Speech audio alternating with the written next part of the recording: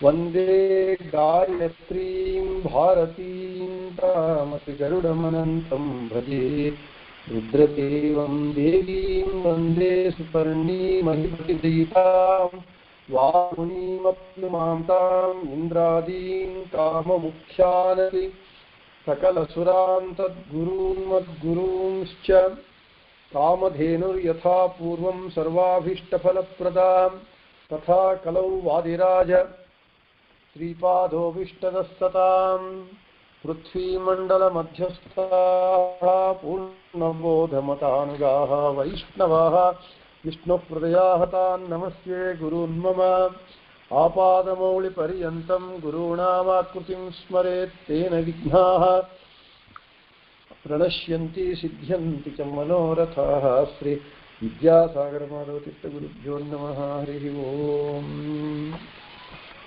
ಶೋಭನವೆನ್ನಿರೆ ಸುರರೊಳು ಸುಭಗನಿಗೆ ಶೋಭನವೆನ್ನಿ ಸುಗುಣನಿಗೆ ಶೋಭನವೆನ್ನಿರೆ ತ್ರಿವಿಕ್ರಮರಾಯಗೆ ಶೋಭನವೆನ್ನಿ ಸುರಪ್ರಿಯಗೆ. ಲಕ್ಷ್ಮೀ ಶೋಭನ ಪದದಲ್ಲಿ ನಿನ್ನೆ ದಿನ 21ನೇ ಪದ್ಯದ ವಿಶೇಷಾರ್ಥವನ್ನು ಹೇಳ್ಕೊಳ್ತಾ ಇದ್ವಿ. ಮಾವನ ಕೊಂದೊಬ್ಬ ಮರುಳಾಗಿಹ್ಯನು ಗಡ, ಹಾರ್ವನ ಕೊಂದೊಬ್ಬ ಬಳಲಿದ, ಜೀವರ ಕೊಂದೊಬ್ಬ ಕುಲಗೇಡಿಯೆಂದೆನಿಸಿದ, ಶಿವನಿಂದೊಬ್ಬ ಬಯಲಾದ. ನಿನ್ನೆ ಇಂದ್ರನ ಕುರಿತು ವಿಶೇಷವಾಗಿ ಹೇಳ್ಕೊಳ್ತಾ, ಇಂದ್ರನ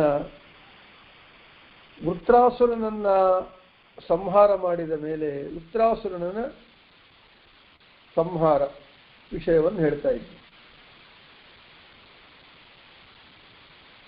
ವೃತ್ರಾಸುರನ ಷರತ್ತಿನ ಪ್ರಕಾರ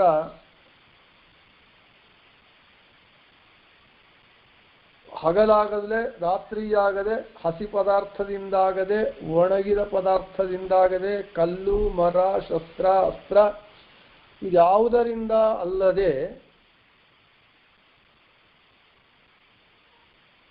ನೊರೆಯಿಂದ, ನೊರೆಯ ಅಂತರ್ಗತನಾದ ಹರಿಯನ್ನು ಸ್ಮರಿಸಿ, ಹೇ ಹರಿ ವೃತ್ರನನ್ನು ಕೊಲ್ಲು ಅಂತ ಹೇಳಿ ಆ ವಜ್ರಾಯುಧದ ತೇಜಸ್ಸನ್ನು ನೊರೆಯೊಳಗೆ ಕಳಿಸಿದ. ಆವಾಗೆ ಆ ನೊರೆಯಿಂದ ವೃತ್ರಾಸುನ ಷರತ್ತುಗಳಿಗೆ ಒಳಪಟ್ಟು ಹರಿಯ ಅನುಗ್ರಹದಿಂದ ಇಂದ್ರ ವೃತ್ರಾಸುರನನ್ನು ಸಂಹಾರ ಮಾಡಿದ. ಸರಿ, ಬ್ರಹ್ಮಹತ್ಯಾ ದೋಷ ಮತ್ತೂ ಬಂತು. ವಿಶ್ವರೂಪಾಚಾರ್ಯರನ್ನು ಕೊಂದ ಬ್ರಹ್ಮಹತ್ಯಾ ದೋಷವನ್ನ ನಾವು ಹಿಂದೆ ಹೇಳಿದಂತೆ 4 ಜನಕ್ಕೆ ಹಂಚಿದ ಇಂದ್ರ. ಮತ್ತು ವೃತ್ರಾಸುರನನ್ನು ಸಂಹಾರ ಮಾಡಿದಂತಹ ಬ್ರಹ್ಮಹತ್ಯಾ ದೋಷವನ್ನ ಮತ್ತು 4 ಜನಕ್ಕೆ ಹಂಚ್ತಾ ಇದ್ದಾರೆ. ಯಾರು? ಬ್ರಹ್ಮದೇವರು ಹಂಚ್ತಾ ಇದ್ದಾರೆ.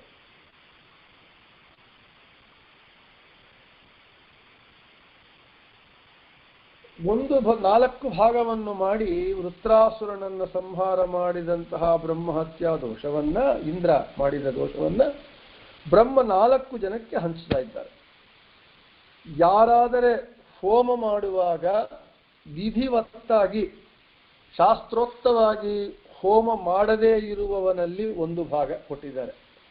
ಅಂದರೆ ನಾವು ಹೋಮ ಮಾಡುವಾಗ ಶಾಸ್ತ್ರೋಕ್ತವಾಗಿ ಮಾಡಬೇಕು, ಪುರೋಹಿತರು ಮಾಡಿಸಬೇಕು. ಹಾಗೆ ಅಗ್ನಿಯಲ್ಲಿ ವಿಧಿವತ್ತಾಗಿ ಹೋಮವನ್ನು ಮಾಡದೇ ಇರುವವನಲ್ಲಿ ಒಂದು ಭಾಗ, ಕಾಲು ಭಾಗ. ಮತ್ತು ವನಸ್ಪತಿ ಗಿಡಗಳನ್ನು ಪರ್ವಕಾಲದಲ್ಲಿ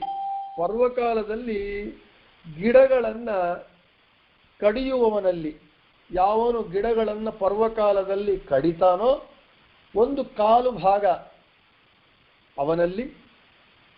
ಇನ್ನ ಒಂದು ಕಾಲು ಭಾಗ ಯಾವನಾದರೆ ರಜಸ್ವಲ ಆಗಿರುವ ಸ್ತ್ರೀಯನ್ನ, ಅಂದರೆ ಸ್ತ್ರೀ ರಜಸ್ವಲ ಆದ ಕಾಲದಲ್ಲಿ ಅವಳನ್ನು ಸಂಗಮ ಮಾಡ್ತಾನೋ ಅವನಲ್ಲಿ ಒಂದು ಕಾಲು ಭಾಗ. ಇನ್ನು 4ನೇ ಕಾಲು ಭಾಗ ನೀರಿನಲ್ಲಿ ಯಾವನು ಮಲಮೂತ್ರ ವಿಸರ್ಜನೆ ಮಾಡ್ತಾನೋ ಅವನಲ್ಲಿ ಕಾಲು ಭಾಗವನ್ನು, ಅಂದರೆ 4 ಭಾಗಗಳನ್ನು 4 ಭಾಗ ಮಾಡಿ ಈ 4 ಜನರಲ್ಲಿ ಇಂದ್ರ ವೃತ್ರಾಸುರನನ್ನು ಸಂಹಾರ ಮಾಡಿದ ಬ್ರಹ್ಮಹತ್ಯಾ ದೋಷವನ್ನ ಬ್ರಹ್ಮದೇವರು ಈ ರೀತಿ ಹಂಚಿದರು ಅಂತ ಹೇಳಿ. ಈ ರೀತಿ ಇಂದ್ರ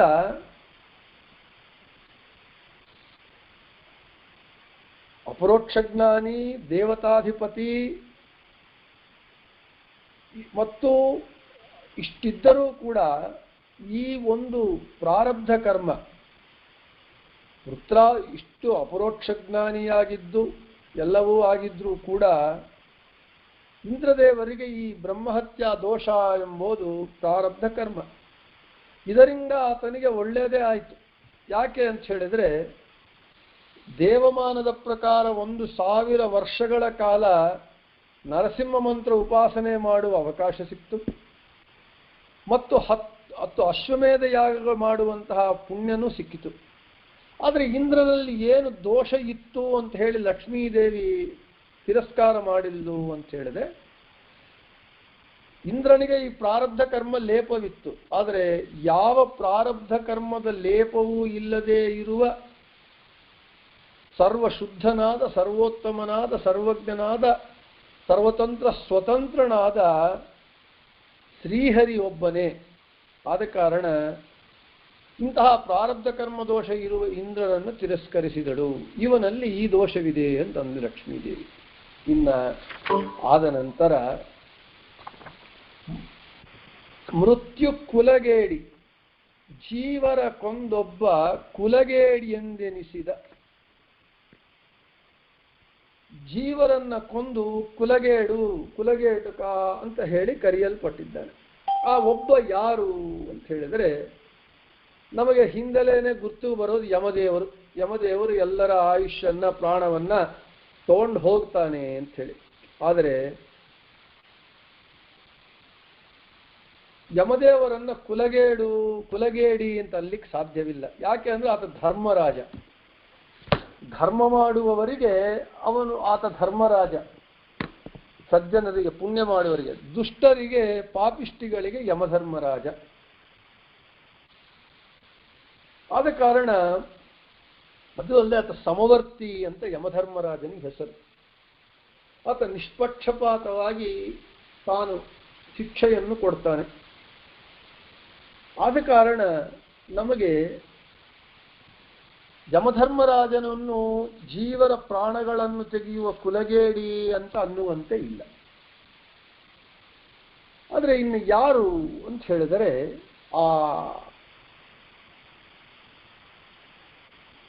ಈ ಯಮದೇವರಿಗೆ ಒಬ್ಬ ಸೋದರನಿದ್ದಾನೆ.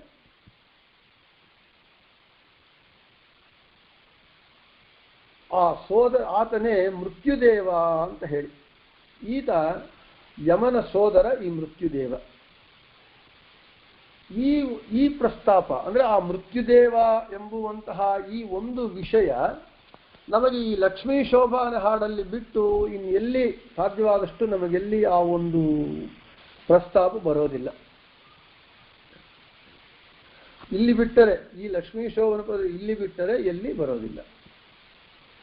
ಆದ ಕಾರಣ ಆ ಮೃತ್ಯುದೇವ ಅಂದ್ರೆ ಎಲ್ಲರ ಜೀವರ ಆಯುಷ್ಯವನ್ನು ತೆಗೆಯುವಂತಹ ಕುಲಗೇಡಿ ಯಮದೇವರ ಸೋದರನಾದ ಮೃತ್ಯುದೇವ ಅಂತ ಇಟ್ಕೊಳ್ಳೋಣ.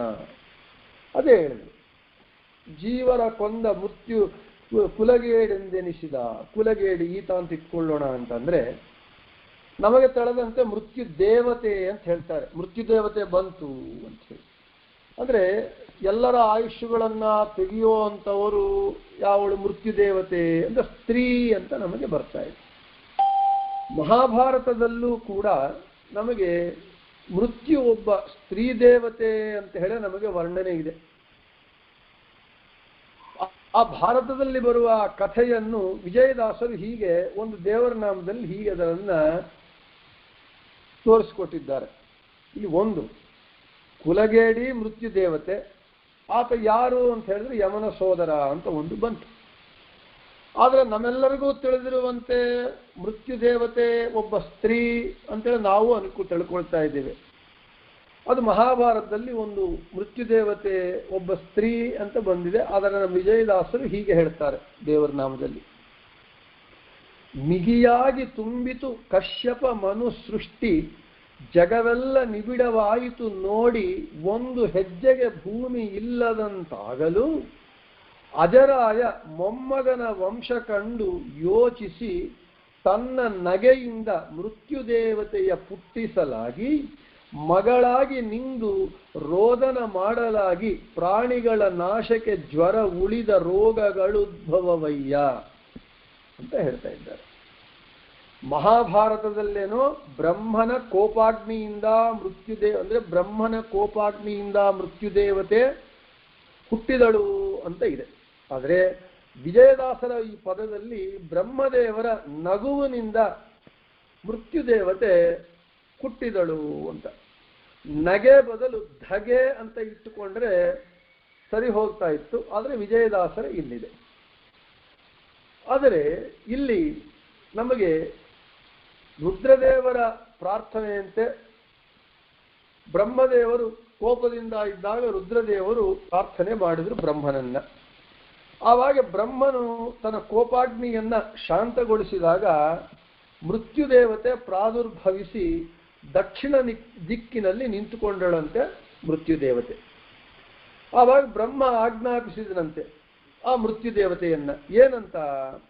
ಗಚ್ಚ ಸಂಹರ ಸರ್ವಾಸ್ತ್ವಂ ಪ್ರಜಾಹ, ಹೋಗು ಎಲ್ಲ ಪ್ರಾಣಿಗಳನ್ನು ಸಂಹರಿಸು ಅಂತ ಹೇಳಿ ಆ ಮೃತ್ಯುದೇವತೆಯನ್ನು ಬ್ರಹ್ಮ ಆಜ್ಞಾಪಿಸಿದ. ಆವಾಗ ಆ ಮೃತ್ಯು ಏನು ಮಾಡಿದಂತೆ ನಿಂತುಕೊಂಡು ರೋದನೆ ಮಾಡಿಲ್ಲಂತೆ. ಬ್ರಹ್ಮದೇವರಿಂದ ಹುಟ್ಟಿದವಳಾದ ಕಾರಣ ಬ್ರಹ್ಮ ಅಪ್ಪ ಎಂತ ನಿರ್ದಯಿ, ಕಟುಕನ ಕೆಲಸವನ್ನ ನನಗೆ ನೀನು ಆಜ್ಞಾಪಿಸಿದ್ಯಲ್ಲ, ಎಲ್ಲರ ಪ್ರಾಣ ತೆಗಿ ಅಂತ ಹೇಳಿ ಒಬ್ಬ ಕಟುಕನ ಕೆಲಸ ನನಗೆ ಆಜ್ಞಾಪಿಸಿದ್ಯಾ ಅಂತ ಹೇಳಿ ಕೇಳಿದಾಗ ಆವಾಗೆ ಬ್ರಹ್ಮ ಹೇಳ್ತಾರಂತೆ, ಹೇ ಮಗಳೇ, ನೀನೇನು ದುಃಖ ಪಡಬೇಡ, ನಿಂಗೆ ಯಾವ ಪಾಪವೂ ತಗುಲುವುದಿಲ್ಲ. ಈ ಕಟುಕನ ಕೆಲಸ ನಿಂಗೆ ಒಪ್ಪಿಸಿದ್ದೇನೆ, ಆದ ಕಾರಣ ನಿನಗೆ ಯಾವ ಪಾಪ ಬರುತ್ತೆ ಅಂತ ಹೆದರಬೇಡ, ನಿಂಗೆ ತಗುಲೋದಿಲ್ಲ ಅಂತ ಹೇಳಿ ಬ್ರಹ್ಮ ಹೇಳಿದ. ಆವಾಗೆ ಮತ್ತು ಆಕಿ ಆ ಮೃತ್ಯುದೇವತೆ ಏನು ಮಾಡಿದ್ಲು, ಬ್ರಹ್ಮನ ಮನಸ್ಸು ಒಲಿಸಿಕೊಳ್ಳುವುದಕ್ಕಾಗಿ ಕೋಟ್ಯಾಂತರ ವರ್ಷ ಕಠಿಣವಾದ ತಪಸ್ಸು ಮಾಡಿಲ್ಲಂತೆ ಆ ಮೃತ್ಯು.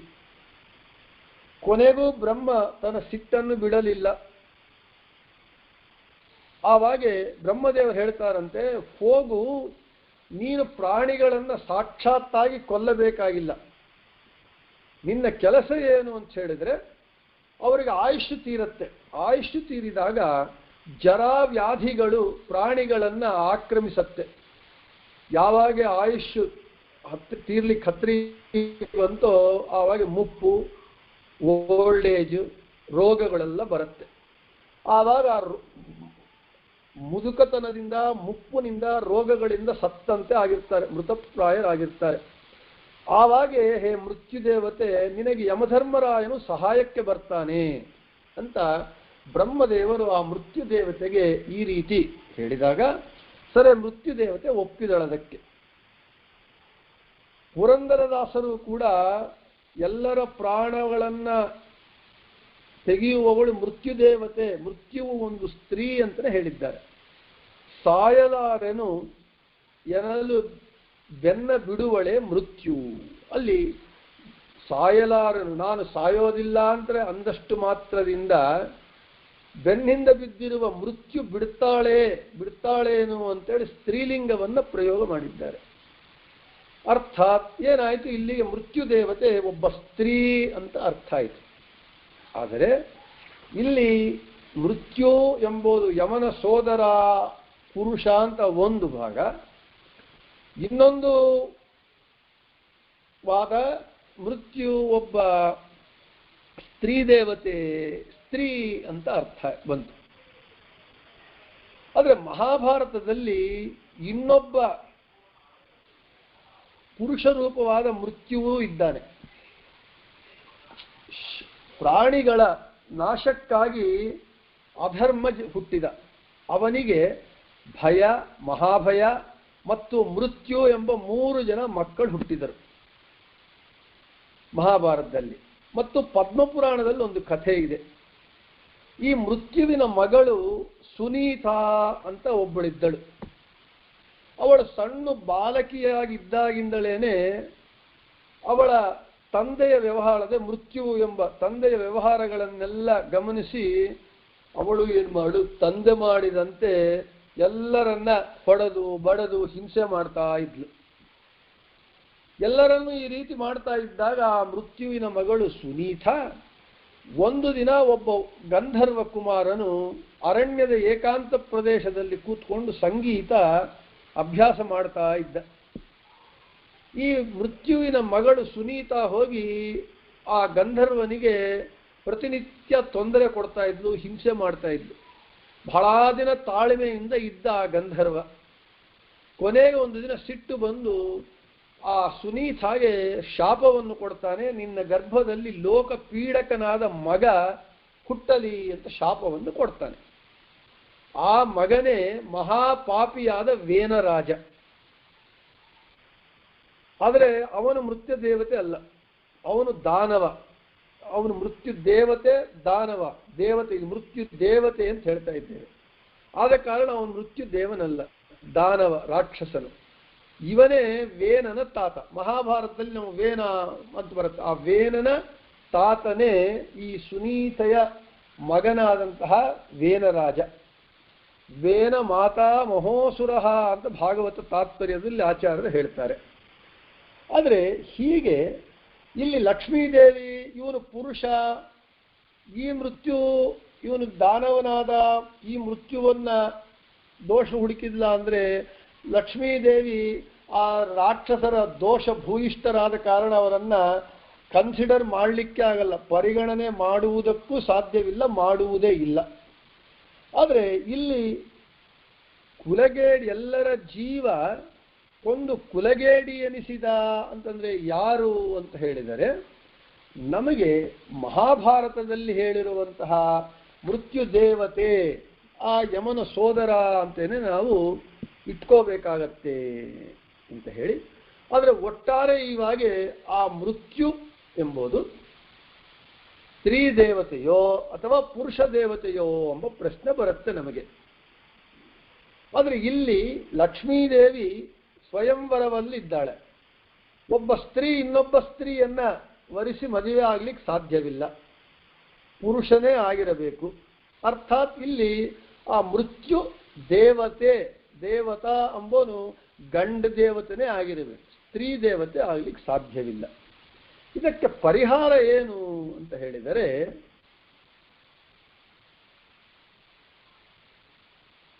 ಈ ಮಗಳಾಗಿ ನಿಂದು ಎನ್ನುವ ಒಂದು ವಿಜಯದಾಸರ ಸುಳಾದಿಯಲ್ಲಿ ಇದಕ್ಕೆ ಪರಿಹಾರ ಸಿಗತ್ತೆ. ವಾದಿರಾಜರು ಉಪನ್ಯಾಸ ರತ್ನಮಾಲಾ ಎಂಬುವ ಗ್ರಂಥದಲ್ಲಿ ಮೃತ್ಯುವನ್ನು ಪುರುಷ ದೇವತೆ ಅಂತಲೇ ಇಟ್ಕೊಳ್ಳಬೇಕು ಅಂತ ಹೇಳಿದ್ದಾರೆ. ಯಾಕೆ ಅಂದರೆ ದೇವತೆಗಳು ಕಾಮರೂಪಿಗಳಾದವರು, ಅಂದರೆ ಬೇಕಾದ ರೂಪವನ್ನ ಗಂಡಾಗಲಿ ಹೆಣ್ಣಾಗಲಿ ಧರಿಸುವಂತಹ, ಬೇಕಾದ ರೂಪವನ್ನು ತಾಳುವಂತಹ ಕಾಮರೂಪಿಗಳು. ಇಲ್ಲಿ ಬ್ರಹ್ಮನ ಮುಂದೆ ಮಗಳಾಗಿ ನಿಂತು ರೋದನೆ ಮಾಡಿದ್ಲು ಅಂತಂದ್ರು. ಆವಾಗೆ ಹೆಂಗಸರು ಕಣ್ಣೀರು ಹಾಕಿದಾಗ ಅದರ ಪ್ರಭಾವ ತೀವ್ರವಾಗಿರುತ್ತೆ.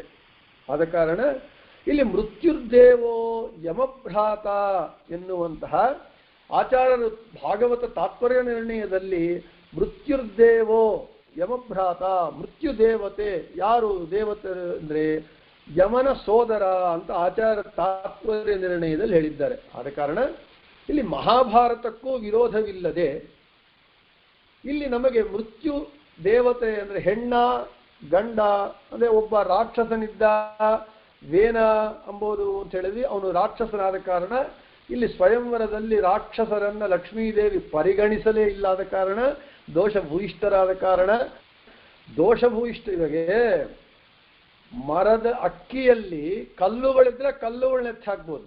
ಮರ ತುಂಬ ಕಲ್ಲೇ ಇದ್ದಾಗ ಇನ್ನು ಅದರಲ್ಲಿ ಆರಿಸೋ ಪ್ರಸಕ್ತಿನೇ ಎಲ್ಲ ಬಿಸಾಡಲೇಬೇಕು. ಹಾಗೆ ದಾನವರು ದೋಷಭೂಯಿಷ್ಠರು, ಅವರಲ್ಲಿ ಇನ್ನು ದೋಷ ಆರಿಸಬೇಕಾಗಿಲ್ಲ. ಹಾಗಲಕಾಯಿಯಲ್ಲಿ ಕಹಿ ಹುಡುಕಿದಂತೆ ಇಲ್ಲಿ ಆದ ಕಾರಣ ಅದಿಲ್ಲವೇ ಇಲ್ಲ. ಇನ್ನು ಉಳಿದಿದ್ದು ಸ್ತ್ರೀನ ಗಂಡ. ಸ್ತ್ರೀ ಆದರೆ ಲಕ್ಷ್ಮೀದೇವಿ ಇನ್ನೊಬ್ಬ ಸ್ತ್ರೀಯನ್ನು ವರಿಸೋದಕ್ಕೆ ಸಾಧ್ಯ ಇಲ್ಲ, ಇನ್ನು ಗಂಡೇ ಆಗಿರಬೇಕು. ಇದಕ್ಕೆ ಹೇಗೆ ನಾವು ಸಮನ್ವಯ ಮಾಡಿಕೊಂಡು ಈ ಸಮಸ್ಯೆಗೆ ಪರಿಷ್ಕಾರ, ವಾದಿರಾಜರು ಹೇಗೆ ಹೇಳಿದ್ರು, ಎಲ್ಲರ ಜೀವನಕ್ಕೊಂದು ಕುಲಗೇಡಿ ಎನಿಸಿದ ಅಂತಂದ್ರೆ ಸ್ವಯಂವರದಲ್ಲಿ ಪಾಲ್ಗೊಂಡ ಅಂದ್ರೆ ಅಲ್ಲಿ ಗಂಡು ದೇವತೆ ಆಗಬೇಕು. ಅದಕ್ಕೆ ಸಮನ್ವಯ ಮಾಡಿಕೊಳ್ತಾ ಇಲ್ಲಿ ವಿಷಯಗಳನ್ನ ವಾದಿರಾಜರು ಅವರು ಸರಿಯಾಗಿ ಹೇಳ್ತಾರೆ. ವಾದಿರಾಜರು ಎಂದು ಸುಳ್ಳು ಹೇಳುವವರಲ್ಲ, ತಪ್ಪು ಬರೆಯುವವರಲ್ಲ. ತಾತ್ಪರ್ಯನಿರ್ಣಯದಲ್ಲಿ ಆಚಾರ್ಯರು ಹೇಳಿದಂತೆ ಮೃತ್ಯುರ್ದೇವೋ ಯಮಭ್ರಾತ ಅಂತ ಹೇಳಿಕೊಂಡಂತೆ ಮೃತ್ಯುದೇವತೆ ಯಮನ ಸೋದರ ಅಂತ ಆಯ್ತು. ಇನ್ನೊಂದು ಅಲ್ಲಿ ಮೃತ್ಯುವಿಗೆ ಬ್ರಹ್ಮದೇವರು ಹೇಳ್ತಾರೆ, ನೋಡು ಹೇ ಮೃತ್ಯುದೇವತೆ, ನೀನು ಸ್ತ್ರೀಯರಲ್ಲಿ ಸ್ತ್ರೀ ರೂಪದಿಂದ, ಪುರುಷರಲ್ಲಿ ಪುರುಷ ರೂಪದಿಂದ, ನಪುಂಸಕರಲ್ಲಿ ನಪುಂಸಕ ರೂಪದಿಂದ ಇರು ಅಂತ ಆ ಮೃತ್ಯುದೇವತೆಗೆ ಬ್ರಹ್ಮದೇವರು ವರವನ್ನು ಕೊಟ್ಟಿದ್ದಾರೆ. ಇನ್ನ ಈ ಮೃತ್ಯುದೇವತೆ ಎಲ್ಲಿರ್ತಾಳೆ ಅಂತ ನಮಗೆ ಒಂದು ಪ್ರಶ್ನೆ. ಭಾಗವತದಲ್ಲಿ ಹೇಳಿದಂತೆ ಈ ಮೃತ್ಯು ಎಂಬುದು ಪ್ರಾಣಿಗಳ ಶರೀರದೊಂದಿಗೆ ಹುಟ್ಟುತ್ತಾನೆ. ಮೃತ್ಯು ಎಂಬುದು ಯಾವಾಗ ನಾವು ಹುಟ್ಟೇವೋ ನಮ್ಮ ಜೊತೆಗೆ ಮೃತ್ಯು ನಮ್ಮ ಜೊತೆಗೇನೆ ಹುಟ್ಟುತ್ತಾನೆ. ಅದು ಸ್ತ್ರೀಯಾಗಲಿ ಪುರುಷನಾಗಲಿ ನಪುಂಸಕನಾಗಲಿ ಅವರ ತಲೆಯಲ್ಲಿ ವಾಸ ಮಾಡ್ತಾ ಇರ್ತಾನೆ. ಅದಕ್ಕೆ ಮೃತ್ಯು ಯಾವಾಗೂ ನಮ್ಮ ಹಿಂದೆ ಇರುತ್ತೆ, ಬೆನ್ನತ್ತಿರುತ್ತೆ ಎಂಬುದಕ್ಕಿದೆ. ಅದು ಸ್ತ್ರೀಯಾಗಲಿ ಪುರುಷನಾಗಲಿ ನಪುಂಸಕನಾಗಲಿ ಆಯುಷ್ಯ ತೀರಿದ ಕೂಡಲೇ ಅರಕ್ಷಣವು ಆಲಸ್ಯ ಮಾಡದೆ ತಗೊಂಡು ಆಯುಷ್ಯನ ಪ್ರಾಣವನ್ನು ತಗೊಂಡು ಹೊರಟೋಗುತ್ತೆ. ಇದು ನಮಗೆ ಮೃತ್ಯು ದೇವತೆ ಅಂದ್ರೆ ಗಂಡು. ಆತ ಸ್ವಯಂವರದಲ್ಲಿದ್ದ. ಎಲ್ಲರ ಪ್ರಾಣಗಳನ್ನ ತೆಗೆದು ಕುಲಗೇಡೆಂದಿರಿಸುವ ಈ ದೇವತೆ ನನಗೆ ಬೇಡ, ನಾನು ವರಿಸುವುದಿಲ್ಲ ಅಂತ ಲಕ್ಷ್ಮೀದೇವಿ ತಿರಸ್ಕಾರವನ್ನು ಮಾಡ್ತಾರೆ. ಇನ್ನ ಮಾರ್ಕಂಡೇಯನ ಕಥೆ ಬರುತ್ತೆ ನಮಗೆ ಭಾಗವತದಲ್ಲಿ. ಮಾರ್ಕಂಡೇಯನನ್ನ ಪ್ರಾಣವನ್ನ ಸೆಳೆದುಕೊಂಡು ಹೋಲಿಕ್ಕೆ ಬಂದಿರೋ ಮೃತ್ಯು ಯಾರಂದ್ರೆ ಈ ಮೃತ್ಯು ದೇವತೆ. ಗಂಡು ಮೃತ್ಯು ದೇವತೆನೇ ಹೊರತು ಯಮದೇವರು ಅಲ್ಲ. ಆದ ಕಾರಣ ಇಂತಹ ಲೋಕದೃಷ್ಟಿಯಿಂದ ಕಟುಕನಾದ ಎಲ್ಲರ ಜೀವರ ಪ್ರಾಣಗಳು ತೆಗೆಯುವಂತಹ ಒಂದು ಅಮಂಗಳವಾದ ಕಾರ್ಯದಲ್ಲಿ ಪ್ರವೃತ್ತನಾಗ್ತಾ ಇದ್ದಾನೆ ಈ ಮೃತ್ಯು ದೇವತೆ. ಇದು ಅಸ್ವಾತಂತ್ರ್ಯದ ಕೆಲಸ. ಯಾರೂ ಇಂಥ ಕೆಲಸದಲ್ಲಿ ಸೇರಲಿಕ್ಕೆ ಇಷ್ಟಪಡಲ್ಲ. ಆದರೆ ಅಸ್ವಾತಂತ್ರ್ಯದಿಂದ ಭಗವಂತನ ಇಚ್ಛೆಗೆ ಅನುಗುಣವಾಗಿ ಈ ಮೃತ್ಯು ದೇವತೆ ಎಲ್ಲರ ಪ್ರಾಣಗಳನ್ನು ತೆಗೆದು ಕುಲಗೇಡಿ ಅಂತ ಅನಿಸಿದ್ದಾನೆ. ಆದ ಕಾರಣ ಇವನಲ್ಲಿರುವ ದೋಷ ಇದು. ಯಾವ ದೋಷವೂ ಇಲ್ಲದೆ ಇರುವ ಸರ್ವ ದೋಷ ದೂರನಾದಂತಹ ನಾನು ನನ್ನ ಸ್ವಾಮಿ ಹರಿಯನ್ನೇ ನಾನು ವರಿಸುತ್ತೇನೆ ಅಂತ ಹೇಳಿ ಈ ಮೃತ್ಯು ದೇವತೆಯನ್ನ ತಿರಸ್ಕಾರ ಮಾಡಿದ್ಲು ಲಕ್ಷ್ಮೀದೇವಿ. ಇನ್ನ ಮನ್ಮಥನ ವಿಷಯಕ್ಕೆ ಬಂದಾಗ ವಾದಿರಾಜರು ಇದು ಹೇಳ್ತಾರೆ, ಶಿವನಿಂದೊಬ್ಬ ಬಯಲಾದ, ಶಿವನಿಂದ ಸುಟ್ಟು ಬೂದಿಯಾದ ಮನ್ಮಥ. ಇನ್ನು ಮನ್ಮಥನ ಕಥೆಯನ್ನ ಇದು ದೊಡ್ಡ ವಿಸ್ತಾರವಾಗಿ ಇದೆ, ಅದು ನಾಳೆ ಹೇಳೋಣ ಅಂತ ಹೇಳ್ತಾ ಶ್ರೀ ಕೃಷ್ಣಾರ್ಪಣಮಸ್ತು ಮಧ್ವೇಶಾರ್ಪಣಮಸ್ತು. ಎಲ್ಲರಿಗೂ ಶುಭಮಸ್ತು.